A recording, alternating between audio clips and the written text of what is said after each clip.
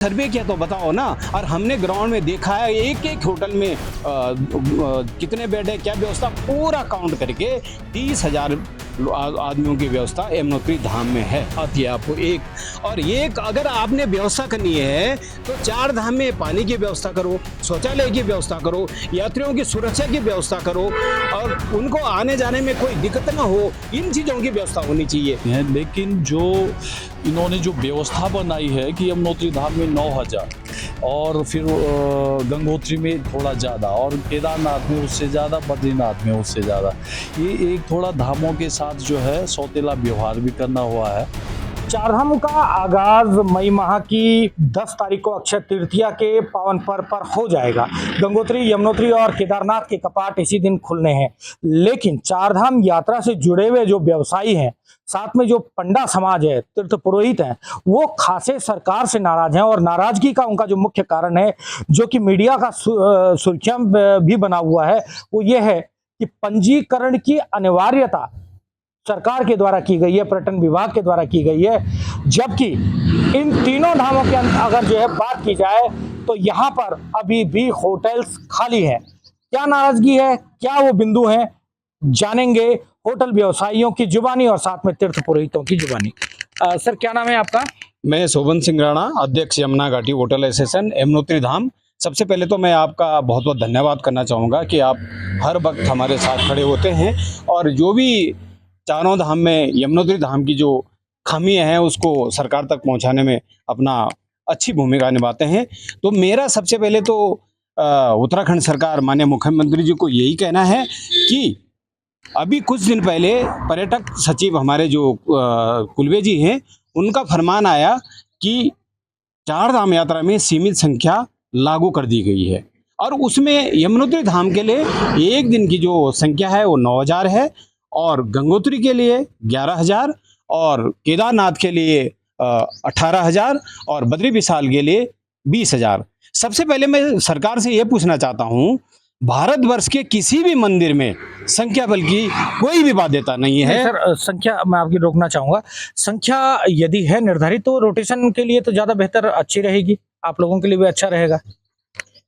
वो आपका कहना भी ठीक है, लेकिन मैं आपको इसके बारे में बता दूंगा कि अगर संख्या बल है तो हमारे सचिव साहब ने ये भी दोहराया उसमें कि आवश्यक व्यवस्था न होने के कारण, ये उन्होंने साथ में ये भी बताया है। आपके होटल्स तो फुल हो गए होंगे? होटल फुल नहीं है, होटल खाली हैं। अच्छा, होटल खाली हैं? हाँ, 9,000 आपका यमुनोत्री धाम में एक दिन रुकने की व्यवस्था 30,000 प्लस है और वही गंगोत्री धाम में 30,000 प्लस। और रही केदार बद्री की, वहाँ 40 और 50,000 लोगों की व्यवस्था एक दिन रुकने की है। तो आपने क्या सर्वे किया था? क्या आपने अपनी कोई टीम भेजी थी? अगर सर्वे किया तो बताओ ना। और हमने ग्राउंड में देखा है एक एक होटल में कितने बेड है, क्या व्यवस्था, पूरा काउंट करके 30,000 आदमियों की व्यवस्था यमुनोत्री धाम में है। अब मैं लेकिन पंजीकरण मात्र 9,000 का हुआ है। पंजीकरण इनका, उसमें भी इनका खेल है। पंजीकरण में जो आदमी 4 धाम आता है तो ये आदमी क्या करते हैं, ये इनकी काउंटिंग क्या है, उसको 4 चौगुना दिखा देते हैं। जो यमुनोत्री आया उसको फिर गंगोत्री, फिर केदार बद्री, वो एक ही को आदमी को 4 बार काउंट हो रहा है। दर्शकों को बता देना चाहूंगा, ये आंकड़ों का खेल है। जैसा कि अध्यक्ष होटल एसोसिएशन इन्होंने बताया कि सीमित संख्या की गई है, लेकिन जो अभी जो होटल्स यहाँ पर हैं, इस यमुनोत्री धाम यात्रा रूट पे जो होटल्स हैं वो अभी भी खाली है, जबकि पंजीकरण होना फुल बताया गया है। ऐसा ही कुछ है। जो उत्तराखंड की साइट है उसमें पंजीकरण फुल दिखा रहे हैं। ये पंजीकरण फुल दिखाना, ये पहले हमको इसका आभास हो गया था कि सरकार अभी इस बार भी फिर सीमित संख्या की व्यवस्था कर रही है। जो पंजीकरण जो हर जगह स्लॉट फुल आ रहे थे, इसका सीधा यही थी कि सरकार की मंशा है कि दोबारा हम नंबर सिस्टम शुरू करें। लेकिन जो इन्होंने नंबर सिस्टम शुरू किया है 4 धाम, माननीय मुख्यमंत्री जी ने, तो हम 4 धाम के होटलियर और उससे जुड़े हमारे तीर्थ पुरोहित टैक्सी मैक्सी कैब और टूर ऑपरेटर और डंडी कंडी घोड़ा खच्चर जितने भी जन है, ये सीधा उनके रोजी रोटी पे परार है और हम इसका घोर विरोध करेंगे। अगर सरकार नहीं मानती है तो अभी उत्तरकाशी में भी प्रेस वार्ता हुई है, यहाँ यमुनोत्री में भी होगी और उसके बाद हम चारों धामों में एक ही साथ धामी सरकार को हटाने का हल्ला बोल बोलेंगे।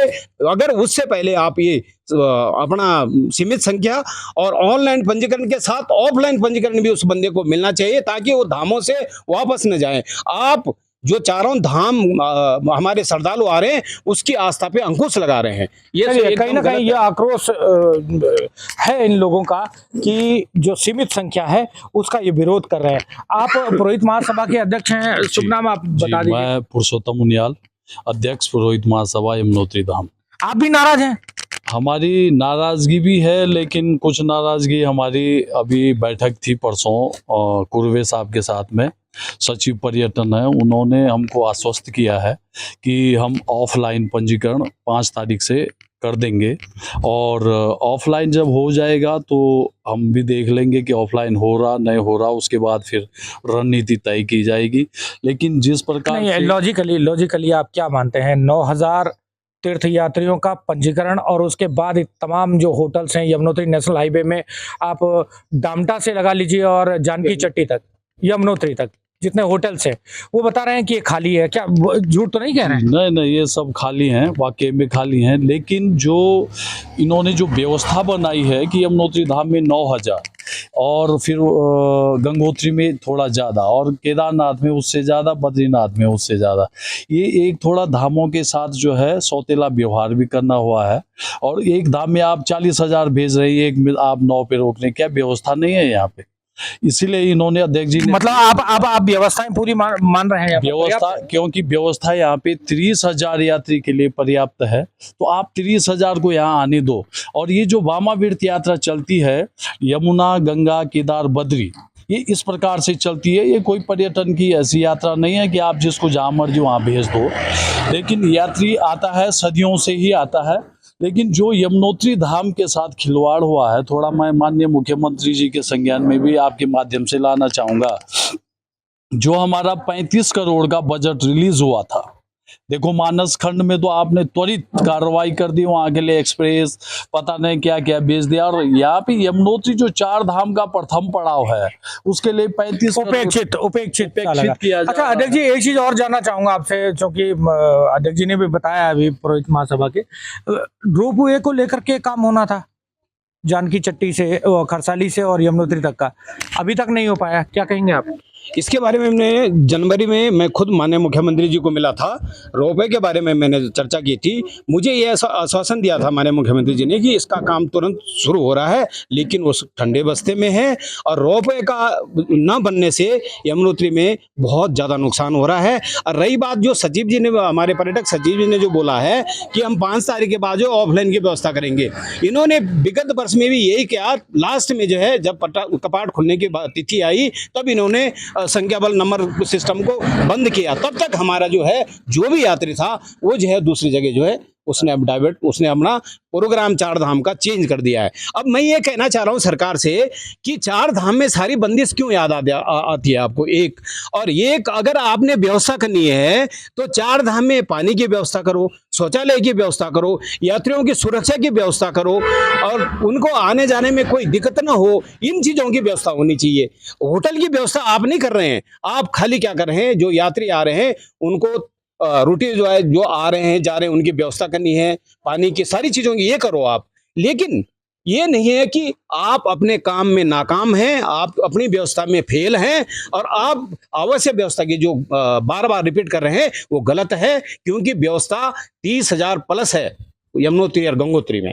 उसके बाद केदार बद्री 40-50 है, 40,000 और 50,000। इसलिए मेरा निवेदन है अभी भी कि आप जब तक आपने नंबर सिस्टम और ऑफलाइन पंजीकरण की व्यवस्था नहीं कराई तब तक 4 धाम का जन नहीं मानेगा और रोडों पे उतरेगा और धामी सरकार का जो है विरोध करेगा। धन्यवाद। तो आपने मन बना लिया कि आप विरोध करेंगे, आंदोलन करेंगे। तो ये थे अध्यक्ष होटल एसोसिएशन और साथ में पुरोहित महासभा के अध्यक्ष जिन्होंने नाराजगी व्यक्त करते हुए कहा कि चार धाम यात्रा में जो आजीविका का जरिया है वो यहाँ के स्थानीय लोगों का सिर्फ और सिर्फ 6 महीने के बाद, शीतकाल के जो 6 महीने कपाट बंद हुए होते हैं उसके बाद आजीविका का जरिया इनका शुरू होता है, और वो आजीविका का जरिया सोर्स ऑफ इकोनॉमी है सिर्फ चार धाम यात्रा।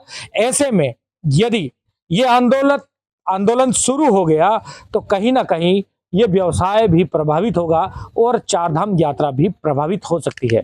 अब देखने वाली बात होगी कि इन लोगों के, होटल व्यवसायी और चार धाम यात्रा से जुड़े लोगों की इस समस्या का निराकरण राज्य सरकार करती है या नहीं। ओंकार बहुगुणा, उत्तरकाशी, आज तक।